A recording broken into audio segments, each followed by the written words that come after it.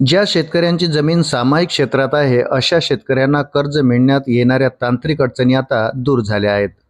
तहसीलदारांचे प्रतिज्ञापत्र घेऊन सामायिक क्षेत्रधारकांना कर्ज देण्याचा महत्त्वपूर्ण निर्णय जिल्हा बँकेने शनिवारी घेतला। यामुळे जिल्ह्यातील हजारो शेतकऱ्यांना मोठा दिलासा मिळाला आहे। याच मागणीसाठी जिल्हाभरातून शेतकरी बँकेत आले होते। जिल्हा बँकेच्या संचालक मंडळाची बैठक 18 एप्रिल रोजी बँकेचे चेअरमॅन संजय पवार यांच्या अध्यक्षतेखाली झाली। यावेळी संचालक किशोर पाटील, गुलाबराव देवकर, चिमनराव पाटील, डॉक्टर सतीश पाटील, कार्यकारी संचालक जितेंद्र देशमुख आदी उपस्थित होते।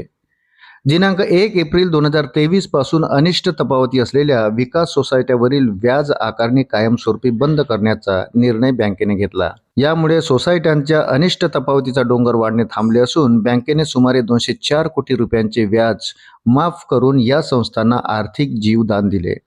सामायिक क्षेत्र असलेल्या शेतकऱ्यांना कर्ज न देण्यासंदर्भात बँकेने परिपत्रक काढले होते, मात्र त्याला जिल्हाभरातील शेतकऱ्यांनी विरोध केला। संचालक मंडळाच्या बैठकीपूर्वीच शेतकऱ्यांनी विरोधाचे पत्र दिले।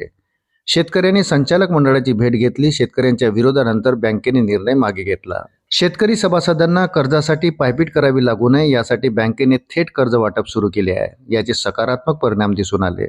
मार्च 2026 अखेर या कर्जाची वसुली 24% झाली आहे। सन 2025 ते 26च्या खरीप हंगामात बँकेने रुपे किसान कार्डद्वारे 1095 कोटी 42 लाख रुपयांचे पीक कर्ज वितरित केले। सामायिक क्षेत्र असलेल्या शेतकऱ्यांना कर्ज मिळताना तांत्रिक अडचणी येत होत्या, त्यावर तोडगा म्हणून तहसीलदारांचे प्रतिज्ञापत्र घेऊन कर्ज देण्याचा निर्णय आम्ही घेतला। बँकेचा संचित तोटा 86.17 कोटीपर्यंत खाली आणण्यात आम्हाला यश आले असून बँक आता पूर्णतः सक्षम झाली आहे।